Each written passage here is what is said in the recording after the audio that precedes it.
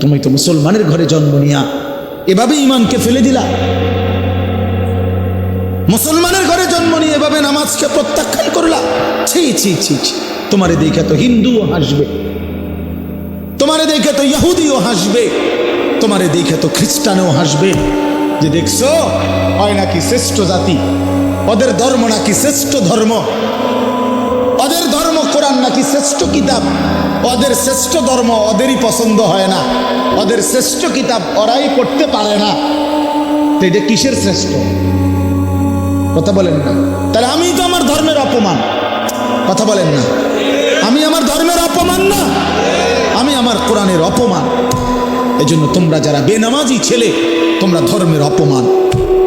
তোমাদের যাদের চুল বেঈমানের মতো, তোমরা মুসলমান ধর্মের অপমান। তোমরা, তোমাদের কারণে আমার ধর্ম লজ্জিত, তোমাদের কারণে ধর্ম বেইজ্জতি হয়েছে। তোমরা ইসলামকে অপমানিত করলা, আল্লাহকে অপমানিত করলা, আমার নবীর শ্রেষ্ঠতম 23 বছরের আদর্শকে তোমরা অপমানিত করলে। এই অপমানের বিচার আল্লাহ করবে, মনে রাখো। ছেড়ে দিবে না বাপ। আল্লাহ কোরআনে বলছে, বান্দা আমি 1 সেকেন্ড ছাড়বো না, আমি হিসাব নিব। তুমি আমারে কি মনে করছো বান্দা? বাদুগা খাওয়াইছি দেখে তুমি মনে করছো আমি মাতি না? হ্যাঁ, কিটা মনে করছো? এ পেশাব পায়খানার ভাত তুমি মনে করছো? আমি কিছুই বলবো না, কিছুই বলবো না। তুমি জানো না ফেরাউনকে শোয়াইছে কে? তুমি জানো না কারুনকে শোয়াই দিছে কে? তুমি জানো না নমরুদ সাদ্দাতকে নিশ্চিহ্ন করে দিয়েছে কে? তুমি শোনো নাই? তুমি আন্দাজ করো নাই আমি আল্লাহ কেমন? এই পৃথিবীর কত অবাধ্য জাতিকে আমি আল্লাহ ধ্বংস করে দিয়েছি, শোনো নাই? কই, গোটা পৃথিবীর সমস্ত আধুনিক প্রযুক্তি থাকার পরেও তো বাবা আমেরিকার ওই বেঈমানরা ক্যালিফোর্নিয়ার লস অ্যাঞ্জেলস, তাদের একটি স্টেট আগুনে দাবানলে পুরে ছাই হয়ে গেছে। লক্ষ লক্ষ কোটি কোটি মিলিয়ন বিলিয়ন ডলারের এক এক বিল্ডিং। আপনারা মুরব্বীরা মিলিয়ন বিলিয়ন ডলার কি তাই বুঝতেন না? কয়টা আপনি 1 মিলিয়ন বিলিয়ন ডলার কত টাকা? কমপক্ষে 300 টাকার বেশি। মানে আপনি এটি বুঝতেনও না, কে হাইনি এটা বুঝতেনও না। কথা বুঝছেন কিনা? হ্যাঁ, আমরা কিতাবে পড়ছি এক বুজুর্গকে, হ্যাঁ, একটা জিনিস দামি ওনার কাছে ছিল, তো ওনার কাছে বলছি এটা আপনি বিক্রি করে দেন। কত মূল্য? উনি বলছে 100 দিরহাম, 100 টাকা। তখন উনি যখন বিক্রি করে দিছে, ওনারে 100 দিরহাম দিছে। তো অন্য কেউ ওনারে পরে বলছে, হায় হায় জনাব, আপনি তো বহুত বড় ঠকছেন, মাত্র 100 টাকা দাম চাইলেন, এটার দাম তো আরো অনেক। তো উনি বলছেন, আল্লাহর কসম 100 টাকার উপরে, 100 দিরহামের উপরে কোনো সংখ্যা আছে? আমার তো এটা জানা নেই, আমার তো এর উপরে কিছু জানা নাই। আমার মেজো বোনের বিয়ে যখন হয়েছিল, মেজো বোন, আমি তখন প্রাইমারি শেষ করে মাদ্রাসায় ভর্তি হয়েছি। এই সময় আমার বোনের বিয়ে হয়েছে। তো বোন জামাই যখন ওই আগে ছোটবেলায় বিয়ের দিন বোন জামাই যখন আসছে, তখন শরবত খাওয়াইছি যে গেইটে নাকি, তখন কিছু টাকা দিতে হয় না, যে শরবত খাওয়ায় তারে। তো আমারে 100টা টাকা দিছে উনি প্রথম। তো এগুলা নাকি ওনার কাছে আরো টাকা ছিল, তো এগুলো ওই আরো একটু সাফাসাফি করলে আরো দেয়, আরো কিছু দেয়, না মানলে আরো দেয়, এমনি এমনি নিয়ম ছিল। আমার 100 টাকা দিছে, আর এটা দেখে আমি একটা দৌড়ে আইয়ালাইছি। আমার পুরো মনে আছে, একেবারে কসম, আমার পুরো এখনো মনে হইলো আর এই কথাটা। আমার একেবারে আমার ভাই, চাচাতো ভাইটাই বা অন্যরা এত দমকাইছে, বেউকুফ, 100 টাকা লইয়া দুধ দিয়ে আইয়ালাইছ। আমি বলছি, আমি তো আসলে এর চাইতে বেশি টাকা জীবনে আর দেখি। তো বলতে চাইলাম, হাজার হাজার কোটি কোটি মিলিয়ন ডলারের এই বাড়ি ভবন, এগুলো পৃথিবীর সর্বাধুনিক প্রযুক্তি দিয়ে, অত্যাধুনিক প্রযুক্তি থাকা সত্ত্বেও, আধুনিক সরঞ্জামাদি থাকার পরেও বাপ আল্লাহর দেওয়া আযাবে আগুনে যখন জ্বলছে, এই কয়দিন হইল কোনো বেঈমানে 1 সেকেন্ডের জন্য আগুন নিভাইতে পারবে না। 14,000 ফায়ার সার্ভিস কর্মী একসাথে আপনার পানি দিছে, আরো বাড়ে, আগুন আরো বাড়ছে। তার মানে বোঝা গেল বাবা, পৃথিবীর কারো শক্তি মূলত কোনো শক্তি না, আল্লাহর শক্তির সামনে, আল্লাহর ফয়সালার সামনে। আল্লাহ যদি ভালো রাখে তাইলেই ভালো থাকা। হ্যাঁ, আপনার টাকা তো আছে 1000 কোটি টাকা, কিন্তু আপনার ফেডে অসুখ, আপনি টেহা দিয়ে কিনবেন। আপনার টাকা তো আছে লক্ষ কোটি টাকা, কিন্তু আপনার তো ডায়াবেটিস, আপনি কিনবেন টাকা দিয়ে কি করবেন? আপনি 7,000 ধন হইলেও কি লাভ হবে আপনার? এই জন্য আমি অনুরোধ করছি, আমরা মোমেন, আল্লাহ আমাদেরকে বলছে এটাই কথা, তোমাদের উপরে আমি রোজা ফরজ করলাম, তোমরা আমার হুকুম মানো, তোমরা আমারে মানো বান্দা। রোজা মানে বিরত থাকা, সিয়াম মানে বিরত থাকা, তার মানে গুনাহ থেকে বাঁচো, হালাল বস্তু থেকে বাঁচো। আমি তোমাদেরকে হারাম তো হারামই, হারাম থেকে আবার ফিরাবো কেন? হারাম থেকে তো ফিরতে সারা বছরের জন্যই বলে দিছি। তো আমি রমজান মাসে তোমাদের 3টি হালাল খাবার হালাল ছিল, পানি হালাল ছিল, হালাল স্ত্রী হালাল ছিল। আমি রমজানের 30টা দিন, একটা মাসে তোমাদের জন্য খাদ্য, পানি, স্ত্রী, এই 3টা জিনিস হালাল বস্তু আমি হারাম করে দিলাম।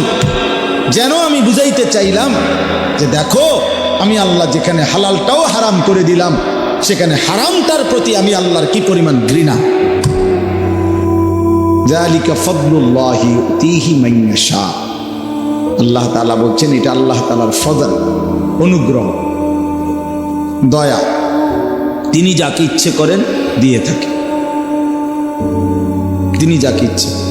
হযরতে বেলাল রাদিয়াল্লাহু তাআলা ওনার বাড়ি মক্কা মদিনা, অনেক দূর, কিন্তু উনি মুসলমান হয়েছেন, সাহাবী হয়েছেন। হযরতে হুযাইফা নবীজির সাহাবী, ওনার বাড়ি মক্কা মদিনা না, ইয়ামান, উনি মুসলমান হয়েছেন, সাহাবী হয়েছেন। হযরতে সালমান, ওনার বাড়ি মক্কা মদিনা না, ওনার বাড়ি ইরান, পারস্য। তো উনি সেখান থেকে আল্লাহ আনাইছে, উনি কালেমাওয়ালা হয়েছে। হযরত আবু হুরায়রা রাদিয়াল্লাহু তাআলা, বিখ্যাত সাহাবী, সবাই নাম জানেন। আবু হুরায়রার নাম সবাই জানেন না? উনিও কিন্তু মক্কা মদিনার মানুষ, উনি দাউস গোত্র, এটা অনেক দূরের, কিন্তু সেখান থেকে আল্লাহ ওনাকে আনাইয়া মুসলমান হয়েছেন, সাহাবী হয়েছেন।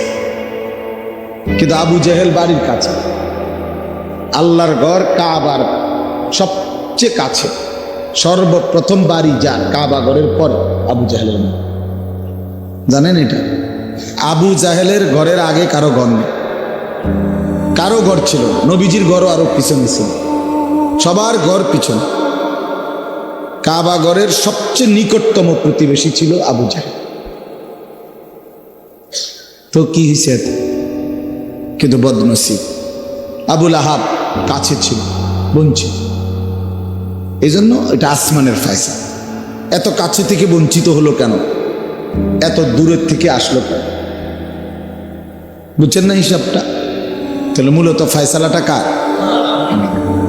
ইউতিহি মান ইয়াশা। আল্লাহ বলছেন আমার অনুগ্রহ, আমার দয়া, আমি যাকে ইচ্ছে করি দিয়ে,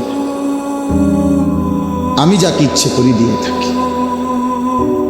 এই জন্য বললাম আর কি, আমি সবাই শুনতে পারবে, শুনবে, এটা জরুরি না। আল্লাহ যাকে পছন্দ করে, ইচ্ছে করে, তাকে আল্লাহ তাআলা দ্বীনের বুঝ দান করেন।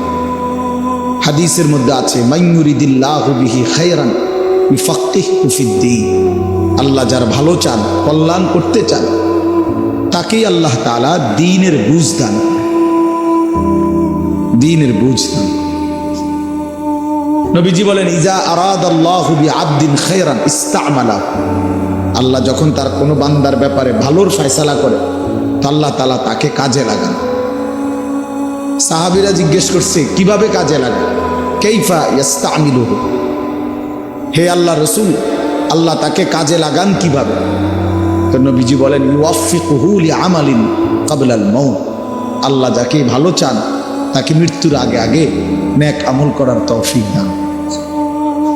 এটাই তার কাজে লাগাইছে যে ঠিক আছে তোমারই দিয়ে আমি আমার সিজদা দেওয়া, তোমারই দিয়ে আমি আমার ঘরের খেদমত নেব, তোমারই দিয়ে আমি আমার কোরআনের খেদমত নেব। আল্লাহ তাকে আমলের তৌফিক দিয়ে থাকেন। তাইলে এই জন্য বললাম, এটা সবসময় মনে রাখবেন, আল্লাহর দেওয়া তৌফিক ছাড়া বান্দা নামাজ পড়তে পারে না। বাত আল্লাহ সবাইকে খাওয়ায়, সেজদা আল্লাহ সবাইকে দিয়ে দেওয়ায়।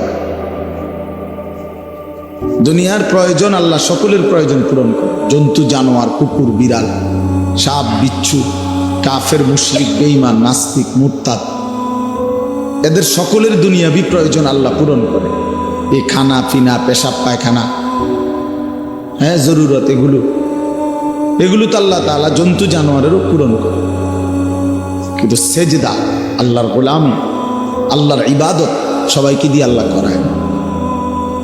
আল্লাহ যাকে পছন্দ করে, ইচ্ছে করে, তাকেই আল্লাহ তাআলা তার দ্বীনের জন্য কাজে লাগায়, আল্লাহর ইবাদতের তৌফিক দান করে। এই জন্য এটা সবসময় মনে রাখতে হবে। নবী সাল্লাল্লাহু আলাইহি ওয়াসাল্লাম দোয়া করতেন যে আল্লাহ আমার ইবাদত, আপনার ইবাদত সুন্দরভাবে করার জন্য আপনি আমার সাহায্য করেন। আপনি সাহায্য না করলে হবে না, আপনি তৌফিক না দিলে হবে না। আল্লাহুম্মা লা মানিআ লিমা আ'তাইত, আপনি দিলে বাধা দিবে কে? আপনি না দিলে দিবে কে? আপনাকে বাদ দিয়ে কারো কোনো চেষ্টায় কি লাভ হবে? কোনো লাভ হবে না। এই জন্য এটা অনেক বড় ইহসান, আল্লাহ তাআলার দয়া। আল্লাহ যাকে পছন্দ করে, ইচ্ছে করে, দয়া করে, আল্লাহর ইচ্ছা হয় আল্লাহ তাকে কোরআন পড়তে দেয়, দ্বীন মানতে দেয়, আল্লাহকে সেজদা করতে দেয়। আর এমনি বাকিদেরকে আল্লাহ খাওয়ায় পড়ায়, এটা একটা কমন ব্যাপার। আল্লাহ তাআলা বলছেন আমি অনুগত অবাধ্য সবাইকেই খাওয়াই। কাফের মুশরিক বেঈমান কারো রিজিক দুনিয়াবি আমি আটকাই না। এই জন্য আল্লাহ তাআলা ফেরাউনকেও রিজিক দিছে, মুসা নবীকেও রিজিক দিছে না? নমরুদকেও রিজিক দিছে, ইব্রাহিম আলাইহিস সালামকেও রিজিক দিছে। আল্লাহ তাআলা আবু জেহেল আবু লাহাবকেও রিজিক দিছে, নবী সাল্লাল্লাহু আলাইহি ওয়াসাল্লামকেও রিজিক দিছে। তাহলে দুনিয়ার প্রয়োজন সকলের পূরণ করছে, সকলের। কিন্তু আখিরাত সমান না, আখিরাত ভিন্ন। আখিরাত শুধুই ঈমানদার, পরকালের সুখ শান্তি নিয়ামত শুধুই ঈমানদার, শুধুই সেজদাওয়ালার। কোরআন শরীফে আছে আল্লাহ তাআলা বলবে কুলু ওয়াশরাবু হানিআম বিমা কুনতুম তা'মালুন। আমার বান্দা বিগত জীবন দুনিয়াতে যে আমল করছো তার বিনিময়ে আজকে জান্নাতে খাও, পান করো, ওগুলোর বিনিময়ে। কুলু ওয়াশরাবু হানিআম বিমা আসলাফতুম ফিল আইয়ামিল খালিয়া। আল্লাহ বলেন জান্নাতীকে বলবে বান্দা নিশ্চিন্তে আরামসে দুনিয়ার জীবন যে তুমি নেক আমল করেছো তার বিনিময়ে আজকে আরামসে নিশ্চিন্তে নির্বিঘ্নে আমার জান্নাতে খাও এবং পান করো। জাযাআম বিমা কানু ইয়ামালুন। আল্লাহ তাআলা বলেন জান্নাতের এই নিয়ামত বান্দা তোমাকে দিলাম কিসের বিনিময়? জাযাআম বিমা কানু ইয়ামালুন। ওই যে দুনিয়ায় আমল করেছিলে তার বিনিময়। এ তোমার সেজদার বিনিময়, এ তোমার রুকুর বিনিময়, এটা তোমার জিকিরের বিনিময়, আমার গোলামের বিনিময়, আমার বন্দেগীর বিনিময়। এই জন্য আখিরাত শুধুই মুমিনের জন্য, পরকাল শুধুই ঈমানদারের জন্য। এই জন্য আল্লাহ তাআলার তৌফিক ছাড়া বান্দা আমল করতে পারে না, নামাজ পড়তে পারে না, সেজদা দিতে পারে না। কত ছেলে দেখেন না চোখের সামনে এক ওয়াক্ত নামাজ পড়ে না, জানেও না সে মানুষের বাচ্চা নাকি জানোয়ার, এটাও জানে, হাইওয়ান কিনা না মানুষ বলতে পারে। কে পাঠাইলো, কেন পাঠাইলো, কে সৃষ্টি করলো, কেন সৃষ্টি করলো, কি জন্য আসলো, কিচ্ছু জানে, কিছুই জানে। লক্ষ্য উদ্দেশ্যহীন গন্তব্যহীন এক পাগল মাতাল ছাগল, যা মন চায় তাই করে, যা মন চায়। এটা জিন্দিগি আর কি। এটা লক্ষ্য উদ্দেশ্যহীন জীবন, জন্তু জানোয়ারের জীবন। মুসলমান তো তাকে বলে যার সুনির্দিষ্ট গন্তব্য জানা আছে। ইমানদারের গন্তব্য জানা আছে যে আমার গন্তব্য কোথায়, আমার এটা হায়াত, এরপরে আমার মৃত্যু কবর, এরপরে আমার হাসরের মাঠ, এরপরে আমার মিজান হিসাব, এরপরে আমার ফুলসেরাত, এরপরে আমার জান্নাত। আমার টার্গেট জানা আছে, আমার গন্তব্য জানা আছে। আমি থামবো সেদিন, জান্নাতে যাব যেদিন। আমার টেনশন দূর হবে সেদিন, আমি জান্নাতে ঢুকবো যেদিন। وقالوا الحمد لله الذي أذهب عنا الحزن।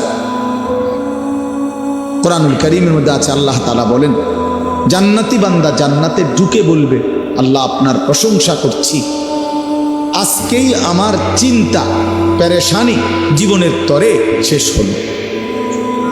আজ আমি জান্নাতে ঢুকে এবার আমি নিশ্চিন্ত হলাম, নিশ্চিন্ত। আর কোনোদিন এই জান্নাত থেকে বের হতে হবে। আল্লাহ তাআলা বলছেন আর কখনোই এখান থেকে বের হইতে হবে না। খালিদিনা ফিহা আবাদা, চিরস্থায়ী। চলেন বাপ, এই জন্য বললাম নিজেদের ছেলে নিজেদের মেয়ে নিজেরাও ইনসাফের সাথে ভাইবেন যে আপনি আখিরাত চিনেন কি। আপনার ছেলে মেয়েগুলো যেই জীবন পরিচালনা করতেছে এতে কি মনে হয়, এতটুকু আন্দাজ করা উচিত যে আমার ছেলে আসলে আখিরাত চিনে কি, আমার ছেলের সামনে কোনো গন্তব্য আছে কিনা, নাকি এই মোবাইল, নারী, ছবি, জিনা, ব্যভিচার, মদ, জুয়া, নাচ, গান, উলঙ্গ দৃশ্য, হালাল হারামের কোনো বাজ বিচার নাই, পাক নাফাকের কোনো বাজ বিচার নাই, লজ্জা শরম হায়া কিচ্ছু নাই, যখন যা যা মন চায় খাইতেছে, হ্যাঁ যা মন চায় তাই করতেছে। তো এই খামখেয়ালি জীবন, যখন যা মন চায় তাই, হালাল হারাম জায়েজ না জায়েজের জীবন, যার পার্থক্য নাই, আল্লাহ তাআলা কোরআনে বলছে তার উদাহরণ হলো ফামাসালুহু কামাসালিল কালব, কুত্তার মতো। হ্যাঁ, কোরআন শরীফের আয়াত। ওই জীবন কুত্তার জীবন, কুকুরের জীবন। এই জন্য আমি সবসময় এটা বুঝি, বেনামাজির জিন্দেগি কুত্তার জিন্দেগি। এই ফজরের নামাজ না পড়ে যে জানোয়ারগুলো ঘুমায় থাকে এগুলা কুকুরের জিন্দেগি। খালাস। এই সুদখোরগুলো যে জিন্দেগি কাটায় ওগুলো কুকুরের জিন্দেগি। এই হারামখোরগুলো যে জীবন কাটায় এটা জানোয়ারের জীবন। কোরআন শরীফের আয়াত।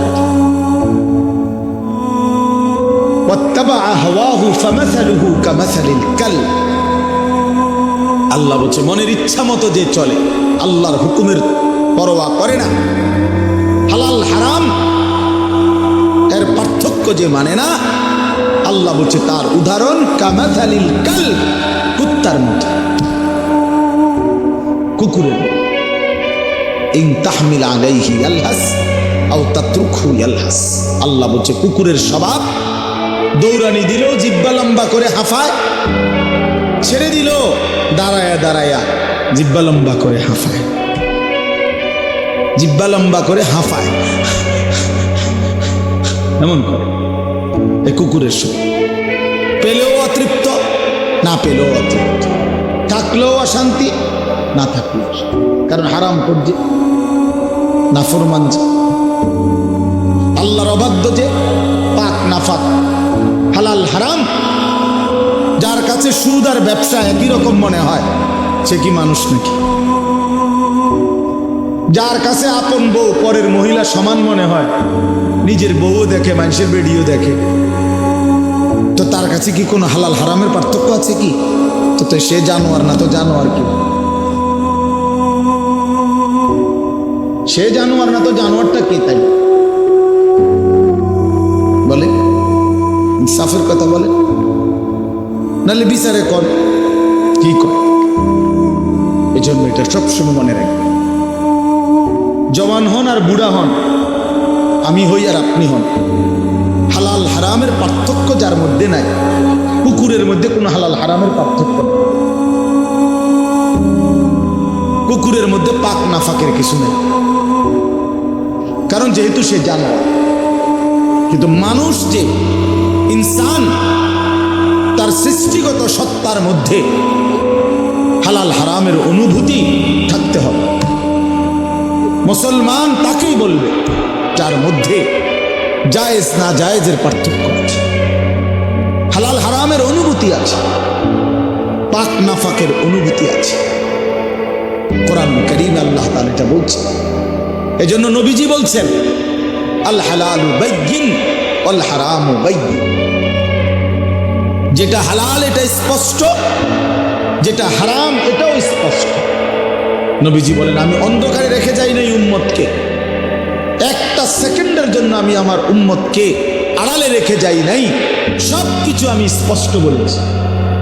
হালালগুলোও পরিষ্কার করে দিছি, হারাম যা তাও স্পষ্ট করে দিয়েছি। 24 ঘন্টার যাবতীয় কর্মকাণ্ড আমি আল্লাহ স্পষ্ট করে দিয়েছি। ওই দেখেন ওই অপদার্থ ছেলেটার দিকে এক নজরে মোবাইলের দিকে তাকায় আছে, কারে বলে কি ওয়াজ করে এর কোনো খবর, এটা ধরে রাখছে মোবাইল, এক নজর একদিকে খালা। এবার ওয়াজ হয়, কারে বলে কি বলে, আমার এত কিছু দরকার, আমি আর আমার মোবাইল।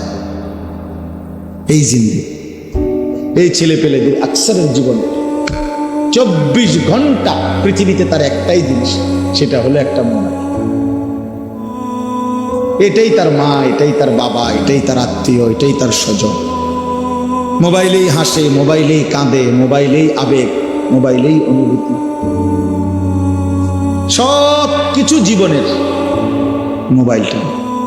কোত্থেকে আসলো, কে বানাইলো, কে সৃষ্টি করলো, কেন পাঠাইলো, কে আমারে বানাইলো, আমি কোত্থেকে আসলাম, কেন রাত হয়, কেন দিন হয়, আমার কোনো দায়িত্ব আছে কিনা আমার আল্লাহর পক্ষ থেকে, কিচ্ছুর কোনো সামান্যতম বুঝ বুদ্ধি আকল দিমাগ কিচ্ছু।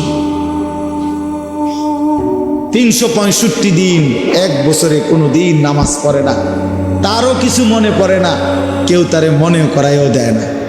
কই তার বাপ কেডা, তার মা কি, কেউ একটু বলেও না যে কিরে বাপ তুমি যে এক ওয়াক্ত নামাজ পড়ো না, তুমি মুসলমানের বাচ্চা হইলা কেন, তুমি মানুষের বাচ্চা হইলা কেন। তার মা একটাবার বলে না, মায়ে কেমন সন্তানেই কেমন। আমার খুব আফসোস লাগে, এটা খুব আফসোস। মাঝে মাঝে মনটা চায় যে কি আসলে কি মুসলমান এত পাষাণ হইল কেন, বাপে কেমন সন্তানেই কেমন, মাই কেমন মেয়েটাই কেমন। কেউ পর্দা করে না, মাও বেপর্দা, মেয়েও বেপর্দা, বাপ ফুজি ছেলে মেয়ে সবাই মিলে টেলিভিশন চায়, একসাথে নাচ গান নর্তকীর ছবি নাটক সিনেমা দেখতেছি। ছি ছি ছি ছি, কত নিকৃষ্ট মুসলমান, কত বেশরম বেহায়া নির্লজ্জ হইলে এত বড় বেশরম হইতে পারে। আত্মমর্যাদা, আত্মসম্মান, লজ্জা যদি এক বিন্দু থাকতো তাইলে তো বাবা জিজ্ঞেস করতো যে কিরে বাপ তুই মুসলমানের ঘরে জন্ম নিয়া এক ওয়াক্ত নামাজ পড়ে না, তুই কেমনে রে আমি মুসলমানের সন্তান হইলি, তুই মুসলমানের ঘরে সন্তান হইলি কেন। আরে এইটা তো আগে বোঝাপড়া করার বিষয় ছিল। তোর বিদেশ, তোর চাকরি, তোর দাখিল, তোর এসএসসি বেড়া এডি বাদ দে বেড়া, থো বেড়া এডি পরের কথা বেড়া, আগে তুই মুসলমানের বাচ্চা কিনা আগে এটা বল বেটা। তোর নামাজের বোঝাপড়া কর আগে বেটা। কিসের তোর বিদেশ, আবার কিসের তোর দেশ, তোর চাকরি দিয়ে আমি করব কি, তোর ব্যবসা দিয়ে আমি করবো কি, তোর উপার্জন খাইয়া আমি করবো কি বেটা। তুই তো হারাম কর, তুই তো নাফরমান। এতটুকু যদি বিবেক বাবার না থাকে সেটা কেমন বাবা।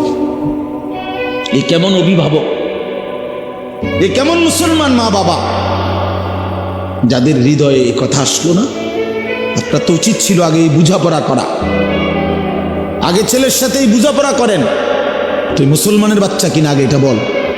মুসলমানের বাচ্চা 16 বছরে এক ওয়াক্ত নামাজ ছাড়া থাকে কেন? কথা বলেন, ইনসাফ কি বলে? ইনসাফের কথা বলেন, বিচারের কথা বলেন। ছেলেগুলোকে আপনারা এভাবে ছেড়ে দিলেন, আর তোমরা ছেলেরাও বাবা এইভাবে নষ্ট হয়ে গেল। অনাদরে, অবহেলায় এমন সুন্দর জীবন, এমন সুন্দর যৌবন, শরীর, স্বাস্থ্য সব শেষ করে দিলাম। একবারও মনে পড়লো না তোমারও তো শেষ আছে বাপ। রাত যেমন ভোর হয়, দিন যেমন রাত হয়, তোমারও হায়াতও একদিন শেষ হয়। প্রতি ঘন্টা, মিনিট, সেকেন্ড যায় মানে তোমার হায়াত যায়, আমার হায়াত যায়, ঠিক না? তো আল্লাহ আমাদেরকে বুঝদান করেন। এজন্য বাপ আমরা ভাবা উচিত, আমাদের এটা ফিকির করা উচিত। ছোটরাও, বড়রাও, মাঝবয়সীরাও, এত লাগাম ছাড়া মানুষ হয় না। মুসলমানের জীবন এত বড়, জন্তু জানোয়ারের মতো হওয়ার কথা না বাবা। হ্যাঁ, গুনাহ হইতে পারে, গুনাহ আমারও আছে, আপনাদেরও আছে, গুনাহ হইতে পারে, হবে। সেটা হলো হুচট খাওয়া। মানে চলার পথে আমি 10 কিলো পথ হাঁটলাম, আমি 30 কিলো পথ গেছি এক জায়গা থেকে আরেক জায়গায়। তো এই চলার পথে হয়তো একবার আধবার পড়ে যাইতে পারি, পিছলা খাইতে পারি, ঠিক আছে, এটা হইতে পারে।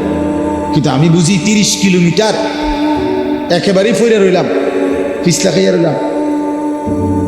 তাহলে ভুল আমার হইতে পারে, গুনাহ আমার হইতে পারে। আমার 6 মাসে কোনোদিন নামাজ ছুটে যাইতে পারে। আমি জীবন চলার পথে কখনো কাউকে রাগ করতে পারি, গালি দিয়া লাইতে পারি। এটা তো হওয়া স্বাভাবিক, হইতে পারে। কিন্তু লাগাতার প্রতিদিন একরকম, এটা মুসলমান? কথা বুঝছেন কিনা আমার? আপনি বুঝি এখানে প্রত্যেকদিন মিশা কথা কইবেন, আপনি বুঝি প্রতিদিন সুদ খাইবেন, আপনি বুঝি প্রত্যেক দিন ওজনে কম দিবেন, এটা বুঝি মুসলমান? আপনি বুঝি একদিনও নামাজ পড়তেন না, আপনি বুঝি 365 দিনে কোনোদিন ফজরের নামাজ পড়তেন না, এটা মুসলমান? তো এটা তো হুচট খাওয়া না, এটা তো গাদ্দারি, এটা তো ইচ্ছা করে ঠান্ডা মাথায় ধীরে সুস্থে ভেবে চিনতে আল্লাহর সাথে গাদ্দারি করতেছে, আল্লাহরে বুড়া আঙ্গুল দেখাইতেছে যে দেখো কইলা কেন সেজদা দিতাম না, চাই কিতা করতাম। আল্লাহ বলবে অসুবিধা নাই বান্দা, বাতে না খাও, আর তো বেশি কিছু না, দুগা খানাই তো খাও আর ঘুম যাও, খানা তো কুত্তাও খায়। তবে মনে রাখো কবরে আইসো, একটা লাথি দাও আমু ফেরেস্তারে দিয়া, একটা লাথি, এক লাথিতে বুঝবা আমার নাফরমানির শাস্তি কি। কাল্লা সাউফা তা'লামুন সুম্মা কাল্লা সাউফা তা'লামুন। আল্লাহ বলে বান্দা কবরে আইসো, আমি বুঝায় দেব আমার নাফরমানির শাস্তিটা কি। ফেরেশতা 2 কান বরাবর, আল্লাহর নবী বলছেন নাফরমানের কবরে ফেরেশতা ফায়াদরিবু দরবাতান বাইনা উযুনাইহি, 2টা কান বরাবর ঘাড়ের মধ্যে প্রত্যেকটা আঘাত করবে লোহার হাতুড়ি দিয়ে। ফায়াসিহু সাইহাতান, নাফরমান কবরে এত জোরে চিৎকার করবে, ইয়াসমাউহা মান ইয়ালিহি ইল্লা সাকালাইন।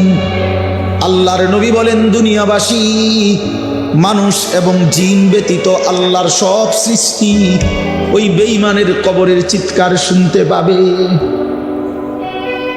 এমন জোরে চিৎকার দিবে। একটা একটা আঘাত এভাবেই চলবে কিয়ামত পর্যন্ত, এভাবেই চলবে কিয়ামত পর্যন্ত। আল্লাহর নবী সাল্লাল্লাহু আলাইহি ওয়াসাল্লাম বলেন নাফরমান পাপীকে যখন কবরে রাখা হবে, তিনটা প্রশ্নের উত্তর যখন নাফরমান দিতে পারবে না, সাথে সাথে কবর তারে এত জোরে একটা চাপ দিবে, একটা চাপ দিয়া ডান পাশের মাটি বাম দিকে, বাম দিকের মাটি ডান পাশে চলে আসবে। হাত্তা তাখতালিফা আদলাউহু, আল্লাহর নবী বলেন ডান পাশের পাজরের হাড্ডি ভাইঙ্গা বাম পাশে ঢুকে যাবে, বাম পাশের হাড্ডিগুলো ভাইঙ্গা ডান পাশে ঢুকে যাবে। নবীজি দেখায় দিছে হাত্তা তাখতালিফা আদলাউহু, এইভাবে দুই আঙ্গুল একটা যেমন আরেকটার মধ্যে ঢুকে যায়, আল্লাহর নবী বলেন এভাবে পাজরের হাড্ডি একটা আরেকটার মধ্যে ঢুকে যাবে। কি বাপ মনে করছো তোমারে এমনে এমনে ছেড়ে দিব? কি মনে করছো যার ভাত খাইলা তার বুঝি হিসাব দিতে হবে না? কি মনে করছো মুফত এটা?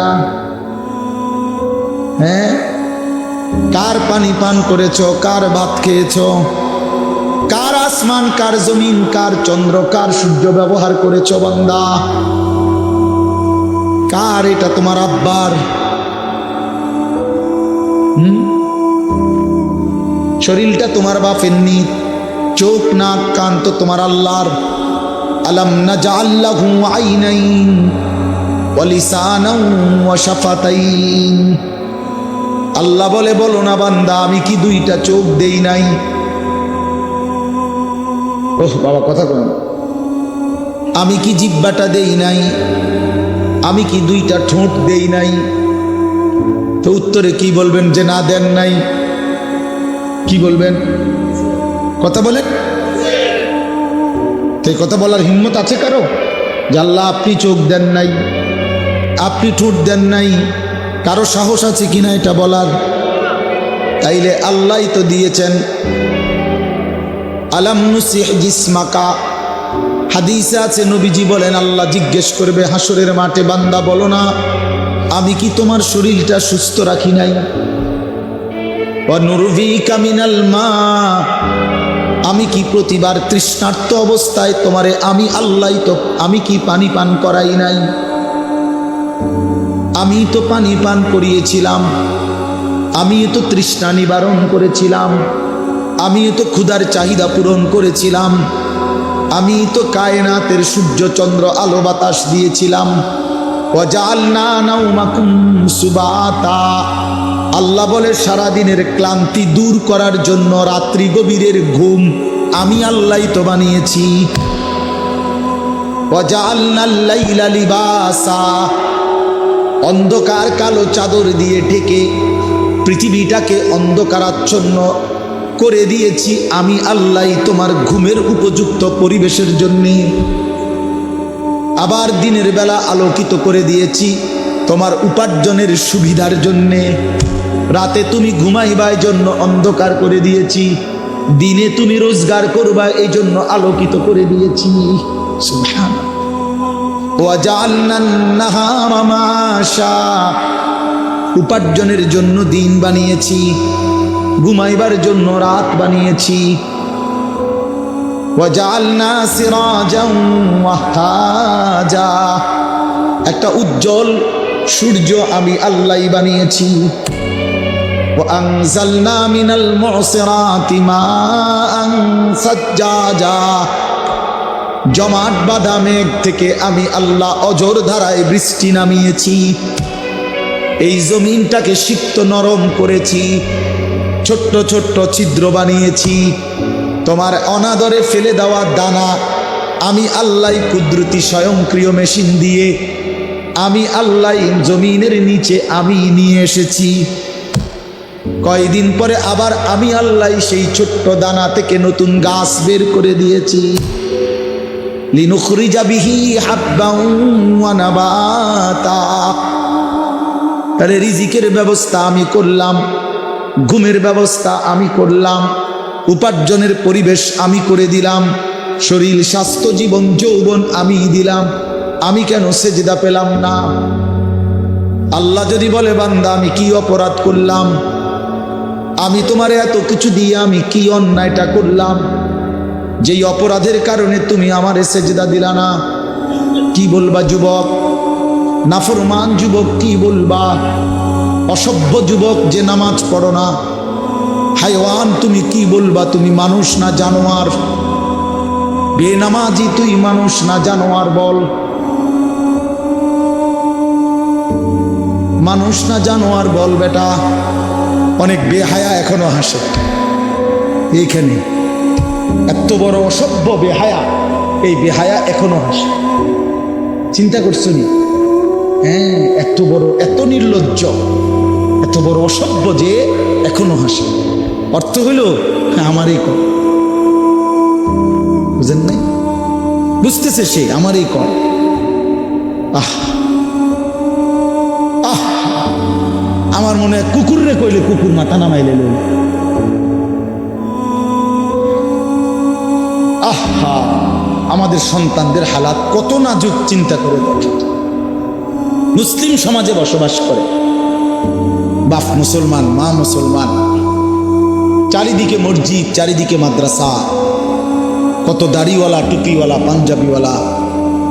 প্রতিদিন মসজিদের মিনারা থেকে উচ্চ কণ্ঠে মাইকের হর্ন দিয়ে আজান হইতেছে। এত বেশি মাইক, হর্ন, মসজিদ, মাদ্রাসার পরিবেশের মাঝখানে থাইকাও এটা কত বড় গাদ্দার, কত বড় গাদ্দারা নাফরমান। এত সুন্দর চারদিকে মসজিদ, মাদ্রাসা, আলেম ওলামা, দাড়ি টুপি, মাদ্রাসার পরিবেশের ভেতরে থাইকাও জানোয়ারে একটা সেজদা দেয় না। কত বড় নিকৃষ্ট জানোয়ার, চিন্তা করছে।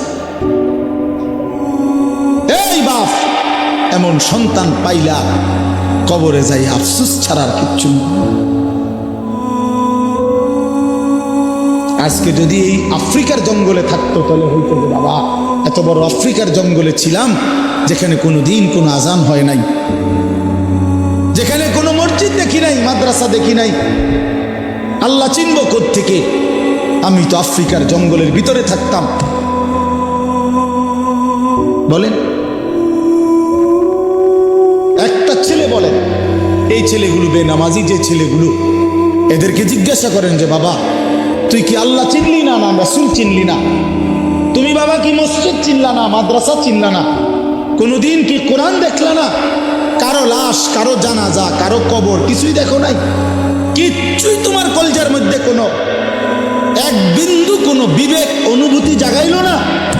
শুধু নারী, শুধু একটা মোবাইল, শুধু একটা ছবি, শুধু একটা অশ্লীল দৃশ্যের কাছে হেরে গেলা।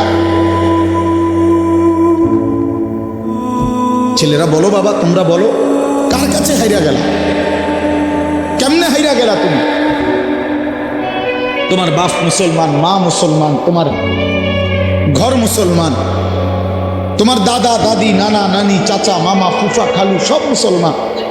তোমার এলাকার চারদিকে আজান হয়, তোমার মহল্লার প্রত্যেক গলিতে গলিতে মাদ্রাসা আছে, কোরআনের ঘর আছে। তোমারই কোনো না কোনো চাচাতো ভাই, মামাতো ভাই, ফুফাতো ভাই, আত্মীয় কেউ না কেউ হাফেজে কোরআন আছে, আছে না? তালেবে ইলম আছে, মাদ্রাসায় পড়ুয়া আছে। এত কিছু দেখার পরেও যার কলিজায় এক ওয়াক্ত নামাজ পড়তে মন চায় না, তার দিল পাথরের চাইতে শক্ত, তার দিল জন্তু জানোয়ারের দিলের চাইতে নিকৃষ্ট। কারণ এ বড় শক্ত হারামি, মনে রাখি। সে কিছুই মনে করে না আল্লাহকে, কিছুই মনে।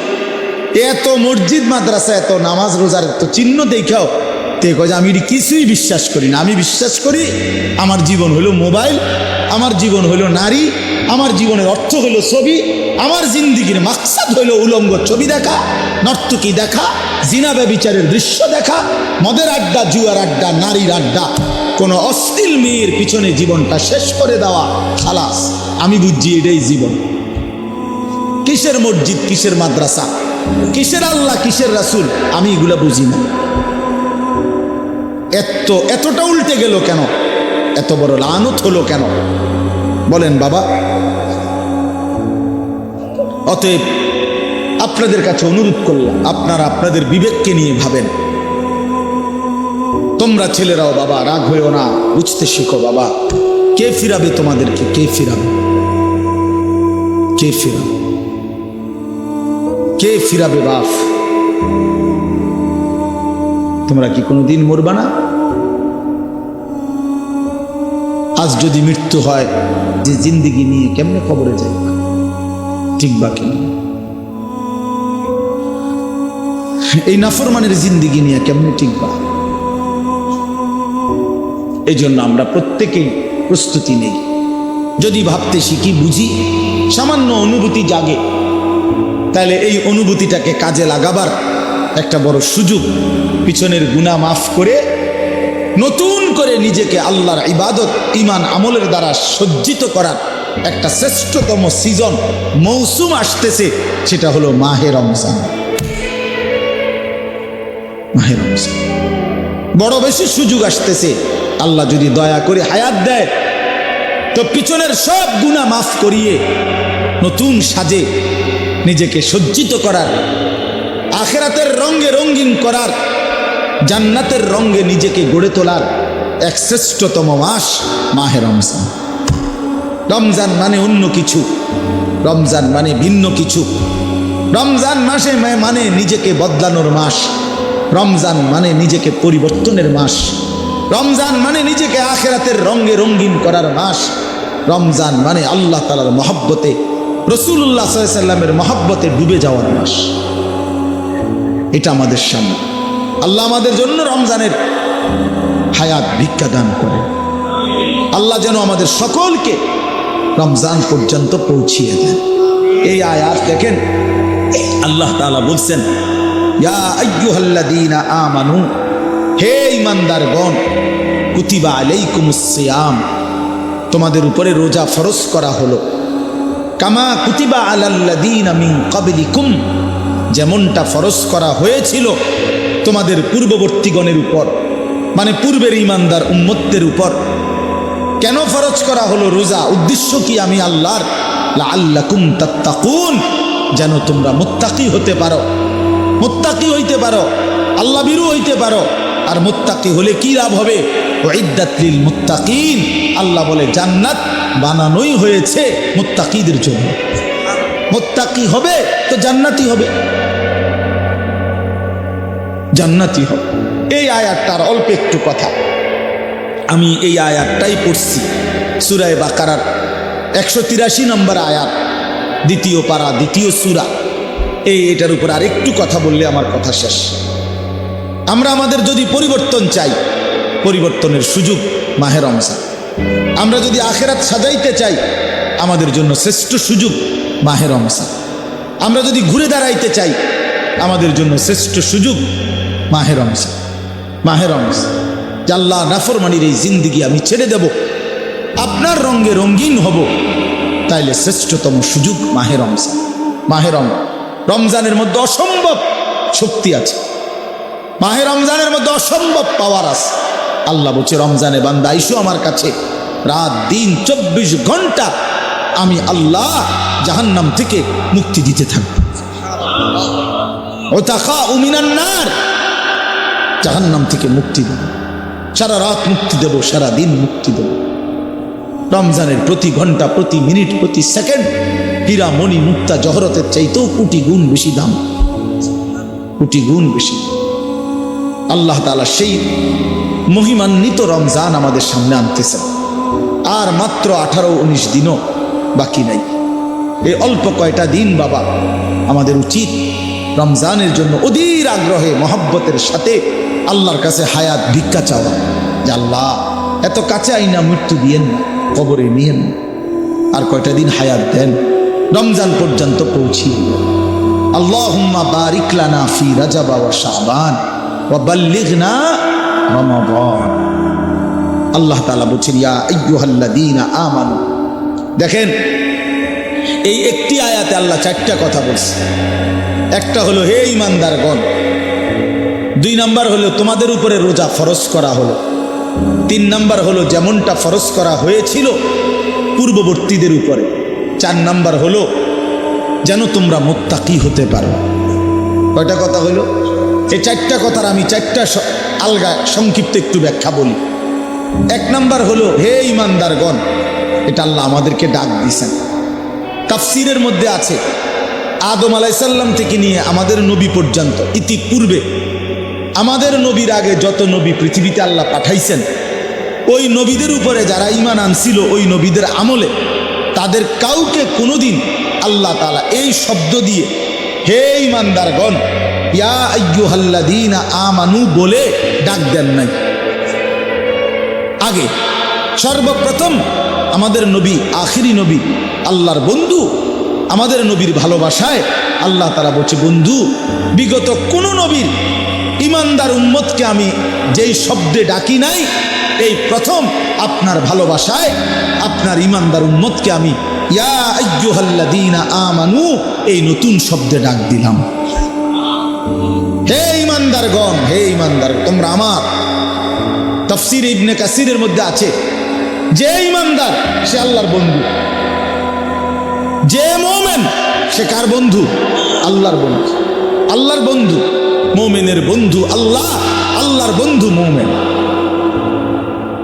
আল্লাহর বন্ধু মুমিন। এই জন্য তাফসীরে লিখছে, হে ঈমানদারগণ, এই কথার আরেকটা তর্জমা এটা, হে আমার বন্ধুগণ। আল্লাহ যেন ডাক দিয়া বলছে, হে আমার বন্ধুগণ, তোমরা আমার বন্ধু, তোমরা আমার। আমি বানাইছি বহু জনেরে, তোমরা বানাইছি আমার জন্য, আমার জন্য। তোমরা আমার, তোমরা আমারে মেনে নিয়েছ, তোমরা আমার কালেমা পড়েছ, তোমরা আমার রসুলকে মেনে নিয়েছ, অতএব তোমরা আমার। তোমাদের কালেমা লা ইলাহা ইল্লাল্লাহ মুহাম্মাদুর রাসূলুল্লাহ এটা আমি গ্রহণ করলাম, গ্রহণ করে আমি নিলাম, এই জন্যই আমি তোমাদেরকে ডাক দিই। তুমি বলছো আমি এনে ভর্তি অমুক, ওই যে আমারে মোহাম্মদে বলছে তার ছোট ভাই হাফেজ মুশাররফ, কয় আমার আজকে বললো যে হুজুর ভর্তি করামু আপনার মাদ্রাসায়, তো কি কোন সময় আমু, ফরম নিয়ম কানুন কি? আমি এত কথা তোমার দরকার কি, হাতে ভর্তি হইব সারছে পার। তার মানে আমি বলতে চাইছি তারে কি বুঝাইলাম, তোমার এত নিয়ম কানুনের দরকার কি, আমি তারে নিলাম, খালাস আমি ভর্তি নিলাম। তাইলে অর্থ হইল আল্লাহ তাআলা বলছেন, বান্দা তোমার কালেমা আমি নিলাম, তোমার ঈমান আমি নিলাম, এই জন্য আমি তোমারে মুমিন বলে ডাক দিলাম। আল্লাহ কাউকে নিজের করে ডাক দেওয়া, খোদার কসম, এটা তার জীবনের সবচেয়ে বড় পাওয়া। যদি দিল থাকতো তাইলে আমরা বুঝতাম। এক এমপি সাহেব যদি কারো নাম নেয়, এক মন্ত্রী সাহেব কারো নাম নেয়, আর তারে যদি কেউ আইয়া কয় আজকে তো মন্ত্রী সাহেবের কাছে গেছিলাম আর উনি তোমার নাম নিছে, তোমার কথা ভালো কইছে, বাবা হেতে বেটা তো মানে ঠ্যাঙালগি দিয়ে একটা লেবে। হ্যাঁ বাইতে ইয়া ঘরে বেড়ে কথাবার্তা সাবধানে কও, আগের মতো নাই, যেরুম মনে করছে এরুম না। কি কিছে মন্ত্রী সাহেব আজকেও আমার নাম লইছে, জিঙ্গাও, মানে সেইটাকে খুব গৌরবের মনে করবে, ঠিকই না বলেন না কেন? সবার কাছে ঘুরে ঘুরে বলার চেষ্টা করবে আমি কিন্তু মন্ত্রীর পরিচিত। হাদিসের মধ্যে আছে এক সাহাবী উবাই ইবনে কাব রাদিয়াল্লাহু তাআলা আনহু, সাহাবীদের মধ্যে নবীজির সবচেয়ে সুন্দর কোরআন শরীফ পড়তেন যিনি, ওনার নাম হলো উবাই ইবনে কাব। তে এই উনি নবীজি একদিন উনাকে বলছেন, এই সাহাবীকে, যে উবাই এদিকে আসো, তুমি আমারে কোরআন শরীফ পড়ে শোনাও, বুঝছেন? তখন ওই সাহাবী একটু লজ্জিত হয়ে বলতেছি, ইয়া রাসূলুল্লাহ আমি আপনার সামনে কোরআন পড়বো, অথচ কোরআন তো আমরা আপনার থেকেই শুনি, কোরআন আপনার উপরেই নাজিল হয়, আমি কোন সাহসে আপনার সামনে কোরআন পড়ি? তো নবীজি বললেন, শুনো, মহান আল্লাহ পাক রব্বুল আলামিন জিব্রাইল পাঠাইয়া তোমার নাম নিয়া বলছে তোমার কাছ থেকে আমি কোরআন শুনতে। এই আমরা স্পষ্ট হাদিসে পড়ছি, বিশ্বাস করেন। এই সাহাবী এটা শুইনা 3 বার জিজ্ঞাসা করছে নবীজিরে, আওয়াসাম্মানি আল্লাহ, ইয়া রাসূলুল্লাহ বললেন কি আমার আল্লাহ আমার নাম নিছে? আমার নাম? আরে কোন কি আপনি? নবীজি বলল, হ তোমার নামে তো নিছে। উনি আবার জিজ্ঞাসা করছে, ইয়া রাসূলুল্লাহ সত্যি বলছেন আমার নাম নিয়েছেন আল্লাহ? বলছে, হ তোমার নাম। আবার জিজ্ঞাসা করছে, হাদিসের স্পষ্ট শব্দ আছে, ফাবাকা, তিনবারের পরে এই সাহাবী খুশিতে আনন্দে চিৎকার করে কাঁদতে শুরু করছে আর বলতেছি, ইয়া রাসূলুল্লাহ, এক গোলামের কি পরিমাণ সৌভাগ্য, তার মুনিব তার নাম নিয়েছে। তো আমরা আমাদের কালেমার কি পরিমাণ সৌভাগ্য, আমরা একবার বলেছি কালেমা, আল্লাহ আমাদেরকে ডাক দিছে, ইয়া আইয়ুহাল্লাযীনা আমানু, হে আমার কালেমা ওয়ালারা, তোমরা আমার, আমি তোমাদের ঈমান নিলাম, আমি তোমাদেরকে ডাক দিলাম। এক মুমিনের কি পরিমাণ খুশি হওয়া উচিত আপনি শোনেন। 29 নম্বর পারায় একটা সূরা আছে, সূরা মুরসালাত। এই যে এর আগে একটা সূরা আছে, সূরা দাহার, কোরআনুল কারীমের 76 নম্বর সূরা, 2 পৃষ্ঠাওয়ালা ছোট সূরা। এই সূরাটার মধ্যে জান্নাতের বর্ণনা সবচেয়ে সুন্দর, মানে জান্নাতের বর্ণনা হৃদয় কারা এই সূরাতে আছে। এই সূরাটা যেদিন নবীজির উপরে নাজিল হয়েছে, সেদিন নবীজির সামনে একজন কালো রঙের সাহাবী বসা ছিল। ওয়াইন্দাহু রাজুলুন আসওয়াদ, কালো একজন রঙের সাহাবী বসা ছিল, উনি বসা ছিলেন। এই সময় এই সূরাটা নাজিল হয়েছে, নবীজি উনাগরে শুনাইছে সূরাটা। তো এই সূরার মধ্যে জান্নাতের এমন হৃদয়গ্রাহী বর্ণনা, এই সাহাবীটা সামনে যিনি বসা কালো রঙের সহজ সরল সাহাবী, উনি এই সূরা এটা শুইনা জান্নাতের আশায় খুশিতে একটা চিৎকার দিছে, এক চিৎকারে হাদিসে আছে উনি ওইখানেই ইন্তেকাল করছে এখানে। তখন আল্লাহর নবী বলেন, ওয়াল্লাহি লাকাদ আখরাজা নাফসা সাহিবিকুমুশ শাওকু ইলাল জান্নাহ। নবী বলেন, আল্লাহর কসম, জান্নাতের প্রবল আকাঙ্ক্ষায় তোমাদের বন্ধু জীবন দিয়ে দিল। নিকাল যায় দম তেরে কদমোं के नीचे, यही दिल की हसरत, यही दिल की आरज़ू है। এটা উর্দু শের আর কি, অর্থ হলো, হে প্রিয়তম, তোমার পায়ের নিচে জীবন দিলাম, জান দিয়ে দিলাম। আর এটাই ছিল আমার সারা জিন্দেগির তামান্না, দিলের আকাঙ্ক্ষা, যে তোমার জন্য আমি জীবন দেব, আর সেটাই দিয়ে দিলাম। নিকাল যায় দম তেরে কদমোं के नीचे, তোমার কদমের নিচে আমার জান, এই দিল কি হাসরত, এটাই ছিল দিলের আকাঙ্ক্ষা। এজন্য আজকে ছেলেরা কোথায় জীবন শেষ করে দিচ্ছে? এমন সুন্দর জীবন, এমন সুন্দর যৌবন, আহা, শক্তির টাইমটা, জীবনের সক্ষমতার সময়। ছোটবেলা তো ভাইয়া দুর্বল, বৃদ্ধ বয়সটাও দুর্বল। তোমাদের অনেক কিশোর নওজোয়ান, একজনের গায়েও চাদর নাই, কিন্তু মুরব্বী সবগুলোর গায়ে চাদর। দেখো চাকায়া, এই চাচারা তো আমার সব পরিচিত চাচা। অর্থ হইল এই বৃদ্ধের এই দুর্বলতা তাকে চাদর গায়ে দিতে বাধ্য করেছে। তার শরীরে শীতের অনুভূতিটা বেশি, ঠিক কিনা বলেন? কিন্তু তোমরা নওজোয়ান, তোমাদের অধিকাংশ কারো গায়ে চাদর নেই। তোমরা দেখো ভাইয়া, আমার গায়ে কোনো চাদরই নেই। তাইলে বুঝাইতে চাইলাম, এই শক্তির সময় যৌবন। যুবক চাইলে পাহাড় কাইটা সমান করতে পারবে, যুবক চাইলে সাগর নদী মাটি দিয়ে ভরাট করে দিতে পারবে। একটা এলাকার যুবক ছেলেরা যদি চায়, সবার হাতে হাতে মদের বোতল পৌঁছাই দিতে পারবে। একটা সমাজের ছেলেরা যদি চায়, সবার হাতে হাতে নামাজের মুসল্লাও তুলে দেবে। অতএব ছেলেরা, তোমরা যারা যুবক আয়োজন করছো, আমি তোমাদের উৎসাহ দেই, একটু আগাও, এখানে থাইমা যাইও না। একটা মাহফিল করছি, এক ফোটলা বিরিয়ানি খাওয়াই দিছি, খালাস না বন্ধু, একটু আগাও। তোমরা আবার বসো, যে কয়জনে মাহফিলের আয়োজন করছো, তোমরা আবার বসো, যে আমরা কেমনে একটু ভালো হইতে পারি, একটু চরিত্রবান হইতে পারি, আমরা কেমনে নিজেরা নামাজ ধরতে পারি।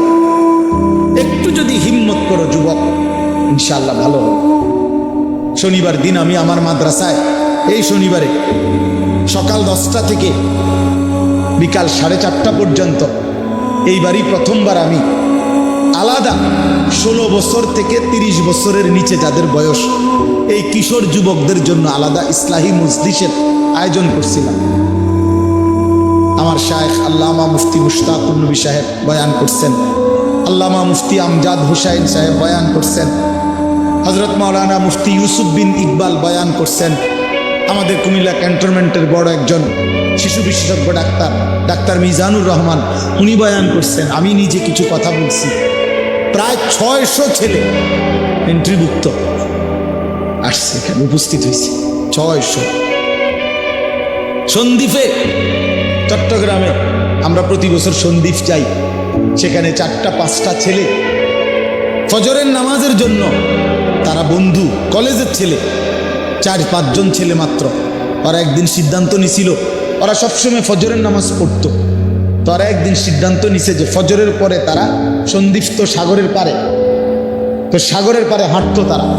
তো তারা একদিন সিদ্ধান্ত নিছিল আজ থেকে 1 বছর আগে যে আমরা সকালবেলা না হাইটা চলো আমরা বন্ধুদেরকে ফজরের জন্য জাগাই, ফজরের ক্যাম্পেইন করি, ফজরের জন্য গণসংযোগ করি। এই 4-5 জন ছেলে উদ্যোগ নিয়ে শুরু করছে। ঠিক 1 বছরের মেহনতে এই গত নভেম্বর, 24 সালের নভেম্বরে আমি গেছি মাহফিলে, ওইখানে তারা আমার লিস্টেড, ফজরের পরে আমি তাদের জন্য আলাদা বয়ান করছি, তাদের আলাদা মাহফিল হয়েছে ফজরের পরে। মানে রাতে আমি যেই প্যান্ডেলে ওয়াজ করছি ওই প্যান্ডেলটা তারা সকালের জন্য আবার ভাড়া নিছে। বুঝেন না এই কথা? আমি ওখানে ছিলাম, আর ওখানে রাত্রে আসা যায় না, ওইটা সন্দ্বীপে স্পিড বোট দিয়ে আইতে যাইতে হয়, তো রাইতে আওয়ানের সিস্টেম নেই, থাকতে হয়। এই জন্য ফজরের পরে আবার বয়ান করছি 1.5 ঘন্টা। তো ওরা, আমি বললাম এত ভোরে ছেলেরা আইবনি, কয় হুজুর আসবে ইনশাল্লাহ, আপনি দেখেন। তারা আমারে দেখাইছে কাগজে কলমে লিস্টেড করা প্রায় 4,500 ছেলে এখন ফজরের নামাজ জামাতে। যুবক চাইলে কি না পারে, যুবক চাইলে ভাঙতে পারে, যুবক চাইলে গড়তে পারে, যুবক চাইলে বুলডোজার দিয়ে সমান করে লাইতে, সমান করে ফেলতে পারে। আবার সেই ভাঙার উপরে যুবক চাইলে গড়তেও পারে। আল্লাহ তাআলা নওজোয়ানের শরীরে অসম্ভব হিম্মত দান করছে, অসম্ভব হিম্মত। এই জন্য বাপ, আমি যুবক যারা তাদেরকে উৎসাহিত করলাম। মহান আল্লাহ পাক রব্বুল আলামিন আমাদেরকে বলছেন, আমি তোমাদের ইমানদার, ইমান নিলাম, আমি ইমান দিছি বান্দা। আমি গত বছর যখন তাবলিগের সফরে ছিলাম দিনাজপুর জেলায়, গত বছর আগস্ট মাসে 72 বছর বয়স্ক একজন হিন্দু লোককে কালেমার দাওয়াত দিছিলাম। ওনার 2 ছেলে মুসলমান, ওনারে আমি 2.5 ঘন্টা কালেমার দাওয়াত দিছি। আমরা 3 জন আলেম মিলে কত অনুনয় বিনয় করছি, কাকুতি মিনতি করছি, কাঁদছি, চোখের পানি ফেলছি। একটা বার চাচা কালেমা পড়েন, আপনার ছেলে মুসলমান, ছেলের বউ মুসলমান, আপনার নাতি নাতনি সব মুসলমান, আপনি এখনো বসে আছেন কেন? আহা, এই 72 বছর হয়ে গেছে। বুড়া মিয়া কয়, আমি এটা বলবো না, বলে নাই। আমি আমার সাথীদের কাছে, আমার 26 জন সাথী নিয়ে চিল্লাই গেছি, 16 জন আলেম, এক চিল্লা সফরে 950 মানুষ আল্লাহর রাস্তায় বের হয়েছে চিল্লার জন্য। আলহামদুলিল্লাহ, আল্লাহই করাইছে। তো বলতেছিলাম, আমি সাথীদের কাছে এসে বলছিলাম যে দেখেন, 72 বছর বয়স হয়ে গেছে, এক আল্লাহর বান্দা, তার জবান দিয়া কোনোদিন তার মালিকের নামটা বের হয়। আমারে আপনারে আল্লাহ তাআলা কত বড় তৌফিক দিছে যে আমরা কত হাজারবার, লক্ষবার কালেমা লা ইলাহা ইল্লাল্লাহ মুহাম্মাদুর রাসূলুল্লাহ এটা যে আমরা পড়তে পারি, পড়তে পারছি, এই সৌভাগ্যের কৃতজ্ঞতা কি? এটা যদি আল্লাহ আমগো জবান দিয়ে কোনোদিন না বলাইতো। কথা বলে না বাপ? এই ছেলেরা মিয়া, এই আব্বা যারা নামাজ পড়ো না, আরে না ফরমান, তুই যদি হিন্দুর ঘরে জন্ম নিতে, তুই যদি ইহুদির ঘরে জন্ম নিতে, তুই যদি খ্রিস্টানের ঘরে জন্ম নিতি বেটা, কি হতো জীবন? যদি কোনোদিন কালেমার আহ্বান না শুনতা। তুমি তো মুসলমানের ঘরে জন্ম নিয়া এভাবে ইমানকে ফেলে দিলা। মুসলমানের ঘরে জন্ম নিয়ে এভাবে নামাজকে প্রত্যাখ্যান করলা। ছি ছি ছি ছি। তোমারে দেখে তো হিন্দুও হাসবে, তোমারে দেখে তো ইহুদিও হাসবে, তোমারে দেখে তো খ্রিস্টানও হাসবে যে দেখছো হয় নাকি শ্রেষ্ঠ জাতি, ওদের ধর্ম নাকি শ্রেষ্ঠ ধর্ম, ওদের ধর্ম কোরআন নাকি শ্রেষ্ঠ কিতাব, ওদের শ্রেষ্ঠ ধর্ম ওদেরই পছন্দ হয় না, ওদের শ্রেষ্ঠ কিতাব ওরাই পড়তে পারে না। তো এটা কিসের শ্রেষ্ঠ? কথা বলেন না। তাহলে আমি তো আমার ধর্মের অপমান। কথা বলেন না। আমি আমার ধর্মের অপমান না, আমি আমার কোরআনের অপমান। এই জন্য তোমরা যারা বেনামাজি ছেলে, তোমরা ধর্মের অপমান। তোমাদের যাদের চুল বেঈমানের মতো, তোমরা মুসলমান ধর্মের অপমান। তোমাদের কারণে আমার ধর্ম লজ্জিত, তোমাদের কারণে ধর্ম বেইজ্জতি হয়েছে। তোমরা ইসলামকে অপমানিত করলা, আল্লাহকে অপমানিত করলা, আমার নবীর শ্রেষ্ঠতম 23 বছরের আদর্শকে তোমরা অপমানিত করলা। এই অপমানের বিচার আল্লাহ করবে, মনে রাখো। ছেড়ে দিবে না বাপ। আল্লাহ কোরআনে বলছে, বান্দা আমি 1 সেকেন্ড ছাড়বো না, আমি হিসাব নিব। তুমি আমারে কি মনে করছো বান্দা? বাদ্যুকে খাওয়াইছি দেখে তুমি মনে করছো আমি মাতি না? হ্যাঁ, কিটা মনে করছো? এ পেশাব পায়খানার বাপ তুমি মনে করছো? আমি কিছুই বলবো না, কিছুই বলবো না। তুমি জানো না ফেরাউনকে শোয়াইছে কে? তুমি জানো না কারুনকে শোয়াই দিছে কে? তুমি জানো না নমরুদ সাদ্দাতকে নিশ্চিহ্ন করে দিয়েছে কে? তুমি শোনো নাই? তুমি আন্দাজ করো নাই আমি আল্লাহ কেমন? এই পৃথিবীর কত অবাধ্য জাতিকে আমি আল্লাহ ধ্বংস করে দিয়েছি, শোনো নাই? কই, গোটা পৃথিবীর সমস্ত আধুনিক প্রযুক্তি থাকার পরেও তো বাবা আমেরিকার ওই বেঈমানরা, ক্যালিফোর্নিয়ার লস অ্যাঞ্জেলস তাদের একটি স্টেট আগুনে দাবানলে পুরে ছাই হয়ে গেছে। লক্ষ লক্ষ কোটি কোটি মিলিয়ন বিলিয়ন ডলারের এক এক বিল্ডিং। আপনারা মুরব্বীরা মিলিয়ন বিলিয়ন ডলার কি তাই বুঝতেন না? কয়টা আপনি 1 মিলিয়ন বিলিয়ন ডলার কত টাকা? কমপক্ষে 300 টাকার বেশি। মানে আপনি এটি বুঝতেনও না, এটা বুঝতেনও না। কথা বুঝছেন কিনা? হ্যাঁ, আমরা কিতাবে পড়ছি এক বুজুর্গকে, হ্যাঁ, একটা জিনিস দামি ওনার কাছে ছিল, তো ওনার কাছে বলছি এটা আপনি বিক্রি করে দেন। কত মূল্য? উনি বলছে 100 দিরহাম, 100 টাকা। তখন উনি যখন বিক্রি করে দিছে, ওনারে 100 দিরহাম দিছে। তো অন্য কেউ ওনারে পরে বলছে, হায় হায় জনাব, আপনি তো বহুত বড় ঠকছেন, মাত্র 100 টাকা দাম চাইলেন, এটার দাম তো আরো অনেক। তো উনি বলছেন, আল্লাহর কসম 100 টাকার উপরে, 100 দিরহামের উপরে কোনো সংখ্যা আছে? আমার তো এটা জানা না, আমার তো এর উপরে কিছু জানা নাই। আমার মেজো বোনের বিয়ে যখন হয়েছিল, মেজো বোন, আমি তখন প্রাইমারি শেষ করে মাদ্রাসায় ভর্তি হয়েছি। এই সময় আমার বোনের বিয়ে হয়েছে।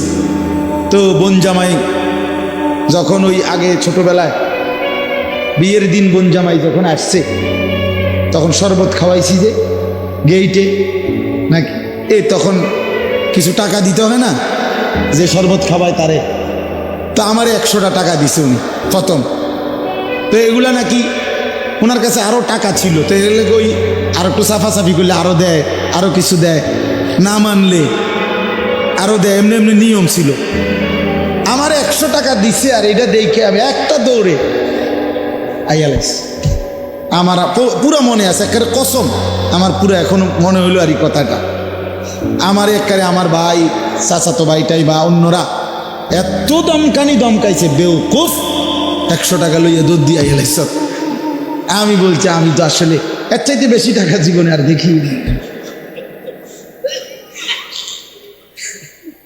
তো বলতে চাইলাম, হাজার হাজার কোটি কোটি মিলিয়ন ডলারের এই বাড়ি ভবন, এগুলো পৃথিবীর সর্বাধুনিক প্রযুক্তি দিয়ে, অত্যাধুনিক প্রযুক্তি থাকা সত্ত্বেও, আধুনিক সরঞ্জামাদি থাকার পরেও বাপ আল্লাহর দেওয়া আযাবে আগুনে যখন জ্বলছে, এই কয়দিন হইল কোনো বেঈমানে 1 সেকেন্ডের জন্য আগুন নিভাইতে পারে না। 14,000 ফায়ার সার্ভিস কর্মী একসাথে আপনার পানি দিছে, আরো বাড়ে, আগুন আরো বাড়ছে। তার মানে বোঝা গেল বাবা, পৃথিবীর কারো শক্তি মূলত কোনো শক্তি না, আল্লাহর শক্তির সামনে, আল্লাহর ফয়সালার সামনে। আল্লাহ যদি ভালো রাখে তাইলেই ভালো থাকা। হ্যাঁ, আপনার টাকা তো আছে 1000 কোটি টাকা, কিন্তু আপনার ফেডে অসুখ, আপনি টেহা দিয়ে কিনবেন। আপনার টাকা তো আছে লক্ষ কোটি টাকা, কিন্তু আপনার তো ডায়াবেটিস, আপনি কিনবেন টাকা দিয়ে কি করবেন? আপনি 7,000 ধন হইলেও কি লাভ হবে আপনার? এই জন্য আমি অনুরোধ করছি, আমরা মুমিন, আল্লাহ আমাদেরকে বলছে এটাই কথা, তোমাদের উপরে আমি রোজা ফরজ করলাম, তোমরা আমার হুকুম মানো, তোমরা আমারে মানো বান্দা।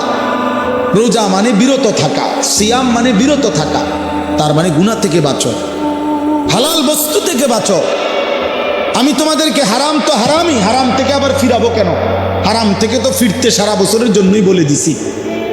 তো আমি রমজান মাসে তোমাদের 3টি হালাল খাবার হালাল ছিল, পানি হালাল ছিল, হালাল স্ত্রী হালাল ছিল। আমি রমজানের 30টা দিন, একটা মাসে তোমাদের জন্য খাদ্য, পানি, স্ত্রী, এই 3টা জিনিস হালাল বস্তু আমি হারাম করে দিলাম। যেন আমি বুঝাইতে চাইলাম যে দেখো, আমি আল্লাহ যেখানে হালালটাও হারাম করে দিলাম, সেখানে হারামটার প্রতি আমি আল্লাহর কি পরিমাণ ঘৃণা। যেখানে হালালটাই ছেড়ে দিতে বললাম, সেখানে হারামটা ধরে রাখার কোনো সুযোগ আছে? অতএব মিথ্যা, চুরি, ডাকাতি, জিনা, ব্যভিচার, মদ, জুয়া, নাচ, গান, সুদ, ঘুষ, মা বোনদের বেপর্দা জিন্দিগি ছেড়ে দেন, ছেড়ে দেন। একজন বুঝলে একজনই, কোনো অসুবিধা নাই, আমার কোনো আফসোস নাই। আমি সব সময় ফেরিওয়ালার মতো আমি বুঝি, একজনই শুনুক, একজনই যদি ভাবে আলহামদুলিল্লাহ। সংখ্যা দিয়ে আমি কি করব, বুঝেন না? 10 কোটি মানুষ আমার মনে করেন আলগি দিছে, তো কি কি আমার কবর রাজাব মা। বাংলাদেশের একেবারে মনে করেন 50 লাখ লোক আমার চিনে, তো কি চাইতে আমার কবর রাজাব মা। তো আর কি, পরিচিতি, অপরিচিতি, জনপ্রিয়তা, এগুলো কোনো বিষয় নয়, এগুলো কোনো মুখ্য বিষয় নয়।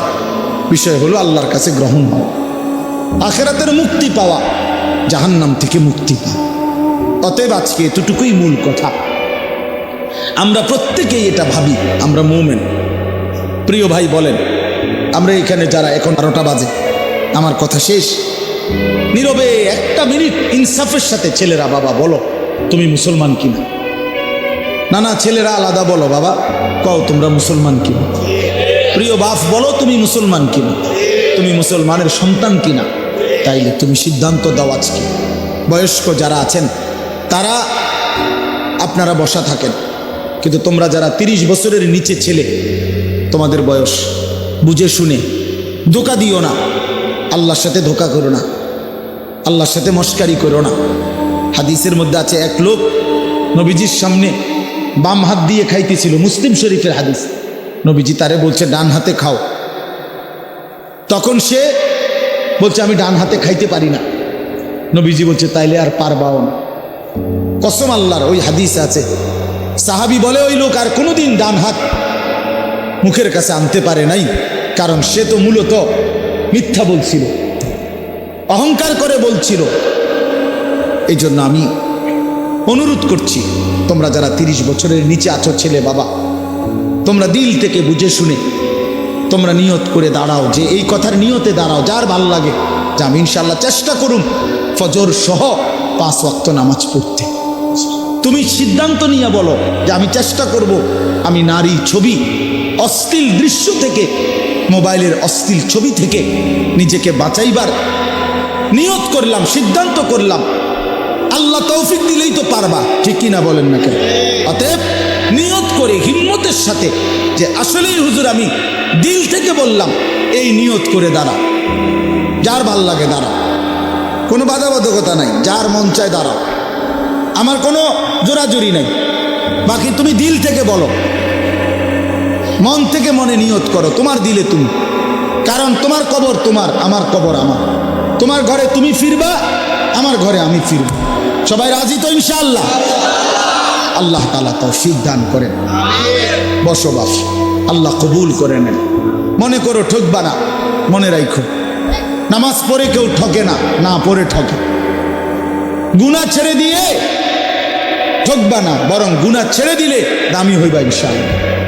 দামি হইও, নিজে দামি হবা, মনে রাখো দামি। একটা জিনিস শেষ মনে রাখো ছেলেরা, যে কোনো মূল্যে আমরা আলহামদুলিল্লাহ গোটা পৃথিবী নিয়ে আমাদেরও পড়ালেখা করা আছে।